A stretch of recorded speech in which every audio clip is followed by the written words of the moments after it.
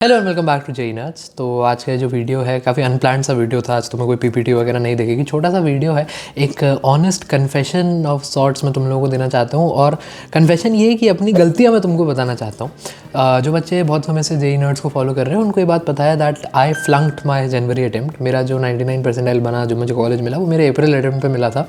And बड़ी मेहनत मैंने करी थी, बड़ा काम करा था इसके लिए, बट मेरा जनवरी अटेम्प्ट बहुत ख़राब गया था।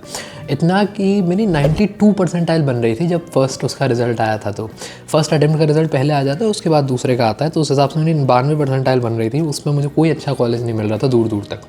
अब क्या मैंने दो गलतियाँ करी। मैं बाकी सारी लगभग सारी चीज़ें सही कर रहा था। मैं एक बड़ी कोचिंग में गया था, मैंने उसके बाद एक एडटेक का क्रैश कोर्स ले लिया था, मैं प्रैक्टिस कर ले रहा था, अच्छे नंबर ऑफ़ क्वेश्चंस प्रैक्टिस कर ले रहा था मैं। उसके बाद अपना दिन में पूरा प्लानर के हिसाब से चलता था, जैसे मैं तुम लोगों को कहता हूँ हर दिन का हर घंटा तुम्हारा प्लान होना चाहिए, सब कर रहा था। उसके बावजूद मेरा जनवरी अटेम्प्ट अच्छा नहीं गया था। तो अपनी बेइज्जती थोड़ी करा के, अपनी गलतियाँ थोड़ी बता के मैं चाहता हूँ कि तुम लोग, क्योंकि ये सारी बातें मैं तुमको बता रहा हूँ, तुम फॉलो भी कर रहे हो, मैं भी उस समय फॉलो कर रहा था, फिर भी मेरा अच्छा नहीं हुआ था जनवरी अटेम्प्ट। तो क्या ऐसे कारण रहे थे वो मैं तुम लोगों को बताना चाहता हूँ।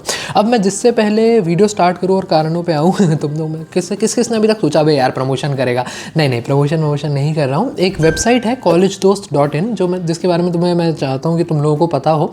प्रमोशन इसलिए नहीं है because it's completely absolutely free. And इस पर ना अभी जेई के मॉक टेस्ट चल रहे हैं। जेई के साथ साथ बहुत सारे स्टेट एग्जाम्स के भी तुम इसमें मॉक टेस्ट दे सकते हो। Everything is completely free, there is no look around, कोई हिडन कॉस्ट कुछ भी नहीं। You just have to go to their website collegedost.in। वहाँ पे I give you the link in the description as well, check कर लेना, affiliate नहीं होगा वो। इस पे just click on attempt now click करने के बाद you just have to select the number of questions. पहले सब्जेक्ट सिलेक्ट करना, then number of questions, and उसके बाद तुम सीधा प्रैक्टिस कर सकते हो जितना भी तुम उस समय प्रैक्टिस करना है। इसके अलावा इनके अलग टूल्स भी हैं, कॉलेज प्रेडिक्टर, रैंक प्रेडिक्टर, वो थोड़ा तुम्हारे लेटर स्टेजेस में यूज़ में आएंगे, but it's a very good website. अभी मुझे स्क्रिप्टिंग करते हुए थोड़ा सा मिली, ठीक है, तो ये एक मुझे अच्छी चीज़ लगी। स्क्रिप्टिंग करते हुए नहीं, सॉरी, रिसर्च करते हुए एक दूसरी वीडियो के लिए। इसमें इस वीडियो की स्क्रिप्टिंग करी नहीं है मैंने, तो थोड़ा ऊपर नीचे कहीं बोल जाऊँ तो माफ़ कर देना। हाँ, कारणों पे आते हैं साहब। कारण ऐसे, पहला कारण जो मुझे लगता है कि सब सही करने के बावजूद मेरा पेपर मैंने गड़बड़वा लिया, वो ये था कि मैं जेई मेंस को कम आंक ले गया। अक्सर जब हम बड़ी कोचिंग्स में पढ़ाई करते हैं, जब हम बड़ी कोचिंग्स में पढ़ रहे होते हैं ना, तो वहाँ पे ना हमें जेई एडवांस के मुख्य उससे तैयारी कराई जाती है कि जेई एडवांस।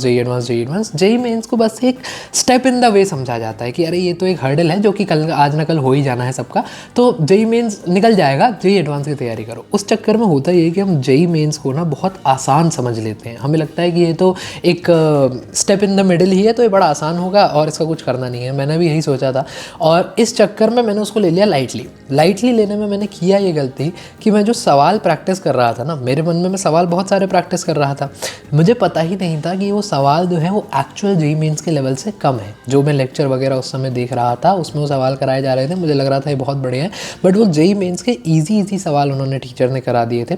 असली पेपर मैंने देखा ही नहीं था क्योंकि मैंने PYQs नहीं लगाए थे। PYQs 1-2 साल के लगाए थे, बहुत ज़्यादा सॉल्व नहीं करे थे। मुश्किल सवाल जो 19 में आए हुए थे, 20 में आए हुए थे, वो मैंने सॉल्व नहीं करे थे। तो ये एक मेरे से गलती हुई थी, जो उससे मैं आँख ही नहीं पाया कि पेपर असल में आएगा कितना डिफ़िकल्ट। दूसरी मैंने एक बहुत मेजर गलती करी अपने पेपर को देने के दौरान, वो ये कि मैं घबरा गया। मुझे मैथमेटिक्स कमज़ोर लगती थी, मतलब हमेशा से परेशान करती थी, मेरे लिए हमेशा कमज़ोर थी।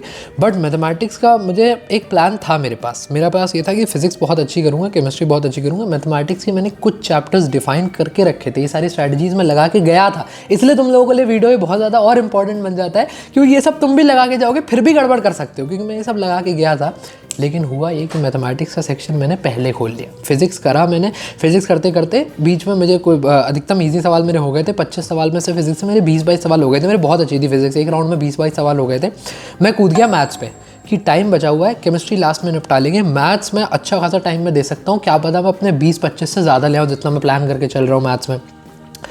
मैथ्स भाई साहब उस शिफ्ट की थोड़ी ज़्यादा डिफ़िकल्ट निकल गई। पहला सवाल मैंने देखा नहीं हुआ, दूसरा देखा नहीं हुआ, तीसरा देखा नहीं हुआ, चौथा देखा नहीं हुआ, पाँचवा, छठा, सातवां, 10 सवाल निकल गए मैथ्स में और मुझे एक भी सवाल नहीं आता। इसका नुकसान पता ये हुआ कि चलो ठीक है, मैथ्स नहीं आ रही थी, मैथ्स में क्या हो जाता, ज़्यादा ज़्यादा 0 आ जाता, बिल्कुल ही नहीं होती ना मैथ्स, कोई बात नहीं, छोड़ देता। मैं इतना ज़्यादा घबरा गया हूँ 10 क्वेश्चन मैथमेटिक्स में नहीं हो पाने के बाद कि मेरे हाथ पाँव काँपने लगे, हाथ फूल रहे हैं, मैं परेशान हो रहा हूँ, घबराहट। ये सब एग्ज़ाम हॉल में हो रहा था मेरे साथ, एग्ज़ाम सेंटर के बीच में। मुझे अभी भी याद है मेरा 2023 का 2 फरवरी का सेकेंड शिफ्ट आया था पेपर का, जेईई मेंस जनवरी अटेम्प्ट का। एंड माशाल्लाह से बड़ा ख़राब गया था वो। और बस वही वो वहाँ बैठा हूँ मैं उस दिन, सरिता विहार नाम की जगह है दिल्ली में, वहाँ आयोन डिजिटल सेंटर होता है, और वहाँ बैठा हूँ, मेरा हाथ पाँव फूल रहे हैं। पेपर का 1 घंटा हो चुका है और भाई साहब मैं एकदम ब्लैंक। उस चक्कर में केमिस्ट्री पे जब मैं गया, मैंने मैथ्स छोड़ी बीच में, जितने 2-3 सवाल हुए उस समय मैथमेटिकल रीजनिंग करके एक चैप्टर आता था, उसका एक सवाल तो सबसे बन ही जाता था। तो वो मैंने जब एक सवाल किया तो मैं आगे बढ़ गया, ठीक है भाई मैथ्स जाने तो भाड़ में गई। केमिस्ट्री नहीं कर पाया मैं, क्योंकि मैं इतना घबरा गया था, मैं इतना ऐसे परेशान हो रहा था एकदम कि मैं केमिस्ट्री, जो आती हुई केमिस्ट्री थी मुझे, जो मैं पढ़ के गया था, जो मेरे स्ट्रॉन्ग पॉइंट्स थे, मुझे फिजिकल बहुत अच्छे से आती थी, मुझे ऑर्गेनिक बहुत अच्छे से आती थी, इनऑर्गेनिक मैंने एकदम रट रखी थी, नहीं कर पाया, मुझे आती हुई चीज़ें नहीं कर पाया। क्यों? क्योंकि मैं पेपर में घबरा गया। अब इसमें तुम लोगों के लिए इसलिए बहुत ज़रूरी बन जाता है कि मॉक्स बहुत सारे दो, बट मैं अपने टाइम पे गड़बड़ करता था। मॉक्स 1-1.5 घंटा दिया, फिर उसके बाद छोड़ दिया, पार्ट टेस्ट पे पार्ट टेस्ट दिए जा रहा हूँ, 3 घंटा कभी ढंग से बैठा ही नहीं। तो जो घबराहट मिमिक हो सकती थी ना, घबराहट पहली मुझे समझ आ सकती थी कि अच्छा यार मैं ऐसे घबरा जा रहा हूँ, वो मैं आ ही नहीं पाई। और वो पहली बार वो सिनेरियो कब आया? जब मेन एग्जाम डे हो गया, तो वहाँ से कोई बैकिंग हो ही नहीं सकती थी। इसलिए ये सारे घबराहट के सिचुएशंस, ख़राब सिचुएशंस पहले ही मॉक टेस्ट में हो जाए, तुम्हें पता चल जाए अपनी खामियां, तो बहुत फ़ायदे में चीज़ रहती है। इसलिए मॉक्स तुम्हारे लिए देना बहुत ज़रूरी है। फुल सिलेबस मॉक टेस्ट दो अपने, और प्रॉपर ढंग से बैठ के दो कि 3 घंटा लगातार पेपर में दे रहा हूँ, ठीक है, और बीच में उठ नहीं रहा हूँ, पानी वानी नहीं पीने जा रहा हूँ। ये सब चीज़ें छोटी लगती है बट बहुत मायने रखती है। मैंने अपने टाइम पे नहीं करी थी। परफेक्ट पढ़ाई करने के बावजूद भी जो है ख़राब कर दिया था अपना टाइम, ठीक है। तो ये 2 मेजर गलतियाँ थी। एक मुझे लगता है तीसरी गलती मेरी रिवीजन में थोड़ी सी रही कि मैंने यार जो आती हुई चीज़ें थी ना, उनको लास्ट एंड में सबसे सही से रिवाइज़ नहीं करा। मेरे को अभी तक ध्यान है कि मेरे कुछ चैप्टर्स जो थे वो रह गए थे उस टाइम पे।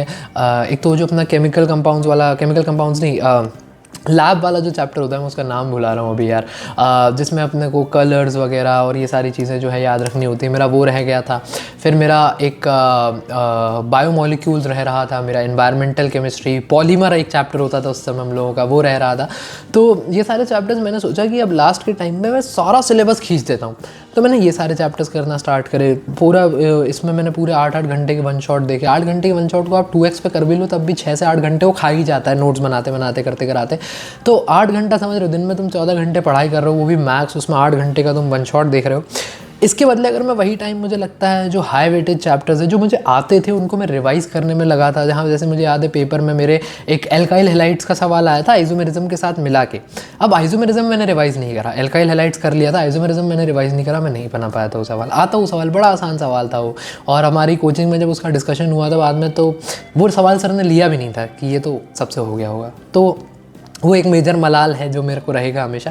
ठीक है, I got a chance to redeem myself in my April attempt, but उसमें बहुत मेहनत लगी। और वो मतलब I don't want you guys to even go there, I just want you guys to excel in this January attempt only, and तुम लोग कर सकते हो। तो प्लीज़ ये जो बड़ी स्टूपिड सी गलतियाँ जो मैंने करी, I don't want you guys to do it, तो मत करना, है ना। मेरी गलतियों से सीख लेना। बाकी और भी कोई दिक्कत वगैरह हो तो तुम कमेंट्स में ड्रॉप करो। छोटा सा वीडियो था, आई होप छोटा ही रहा हो, मुझे पता नहीं कितनी देर का रिकॉर्डिंग टाइम हो चुका है। बाकी पढ़ाई करते रहो। All the very best, good bye.